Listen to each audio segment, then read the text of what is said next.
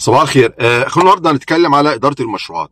حضرتك لما تيجي تفتح كتاب البين بوك بتاع البي ام بي هتلاقي اكتر كلمه مكتوبه في كل حته حاجه اسمها الاكسبرت جادجمنت او راي الخبير او حكم الخبير. دايما تلاقيها في التولز اند تكنيكس اللي هي الادوات والطرق اللي بيستخدمها مدير المشروع او في اداره المشروعات علشان توصل لبعض الحاجات. الاكسبرت جادجمنت يا جماعه حاجه لا غنى عنها.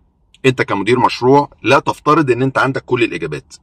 الاصل ان التيم اللي شغالين معاك او حتى اللي مش شغالين معاك تمام اللي انت هتقابلهم مديرك اداره الشركه الادارات التانية اللي انت بتستعين بيها، كل الناس دي في الاصل هم خبراء في المكان بتاعهم. فانت حضرتك مش المفترض ان انت عندك كل الاجابات، لازم دايما ترجع لحد. الاكسبرت جادجمنت او حكم الخبير انت بتطلب راي، بتطلب نصيحه، بتطلب فيدباك علشان مصلحه المشروع وعلشان المشروع يمشي مظبوط. في كم نقطه كده لازم حضرتك تخلي بالك منهم. اولا مش مفترض ان انت حضرتك خبير في كل حاجه. مدير المشروع هو بيعرف حاجه عن كل حاجه، انما ما بيعرفش كل حاجه عن حاجه واحده. تمام؟ فلما حضرتك تفترض ان انت عندك كل الاجابات او ان انت كان عندك خبره سابقه في مشاريع زي كده فانت مش محتاج حد، دي هتبقى عندك مشكله. كل واحد خبير في مكانه. الراجل المهندس الميكانيكا اللي بيطلع لك الرسومات بتاع الكهرباء، الراجل بتاع التركيبات بتاع التستنج اند كوميشننج، الراجل بتاع اللوجيستيك، الراجل اللي بيعمل لك الكاستم كليرنس والتخليص الجمركي، كل واحد خبير في مجاله.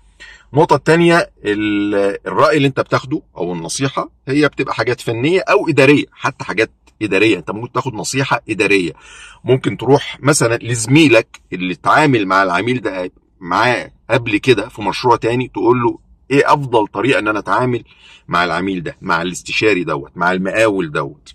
النصيحة ممكن تكون فنية وممكن تكون ادارية كمان. النقطة التانية يا جماعة التوقيت، امتى تدخل رأي الخبير معاك. الموضوع ده مهم جدا. اللوجيك طبعا في ناس بتشتغل معاك من البداية، من اول انيشيشن، بداية المشروع للبلاننج لكده، تمام.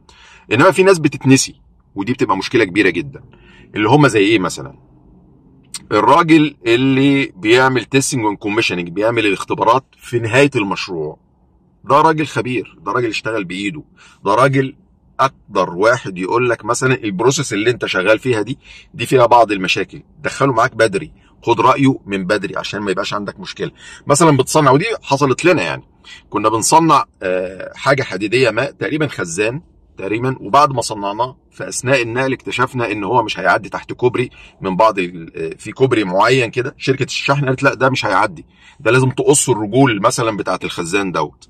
فبعد كده المشروع اللي بعد كده اول ما الاوتلاين دروينج طلعت او الرسم المبدئي بتاع حاجه معينه، بعتنا على طول للجماعه بتوع لوجيستكس عشان يشوفوا هل هنعرف نعديه ولا لا. تمام؟ خدنا عليه ابروفل يعني. ده راي خبير، اكسبرت جادجمنت. تمام. الراجل بتاع التركيبات، الراجل اللي بيركب، التيم بتاع التركيبات، ارجوك ما تفاجئوش مثلا برسومات معينه. المصمم بيبقى عنده وجهة نظر مثلا، انما ممكن على ارض الواقع اما تيجي تتنفذ ممكن ما تتنفذش، ممكن ما تنفعش، ممكن يكون في حاجه احسن. فالناس دي يدخلوا معاك بدري. الراجل اللي بيركب خليه يشوف الرسومات، اعمل زي ما بنعمل كده ديزاين ريفيو ميتنج كده قبل ما نروح الموقع ونكتشف ان في مشاكل. تمام؟ التوقيت مهم يا جماعه.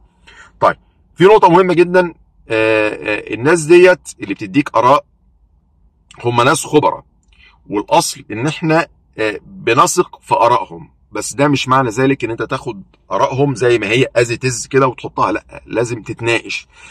احنا بنقول ايه في المثل اللي بيقول لك ايه؟ تراست اند فيريفاي. احنا بنثق في الناس بس لازم ايه؟ تو فيريفاي، لازم نتاكد بنفسنا. في ممكن بعض الناس يبقى عندهم تحيزات، عندهم افكار، عندهم اجندات، ابتدي ناقش مع الناس، ابتدي اسمع اراء تانية في حتة تانية لو انت عندك شك. تمام؟ لان انت في الاخر كمدير مشروع انت رمانة الميزان، انت المسؤول. تمام؟ انت المسؤول عن ان انت بتختار احسن حاجة للمشروع بتاعك. فما تاخدش حاجة كده از تز وتقول هو ده الخبير، مش مفيش حد يناقشه. لا، ناقش وشوف احسن حاجة، افضل حاجة للمشروع. تمام؟ بس كده عشان ما اطولش عليكم في الفيديو. الاكسبرت جادجمنت حاجة مهمة جدا يا جماعة. اوعى تفترض ان انت عندك كل الاجابات. اعتمد على الناس، اعتمد على التيم، وخلي بالك انت مش من الذكاء ان انت تكون اذكى واحد، لا، ان انت تكون راجل عادي جدا بس بتقدر تدير الاذكياء وتقدر تدير الخبراء علشان تدير المشروع بطريقه مظبوطه، لان هو يوصل لبر الامان. السلام عليكم.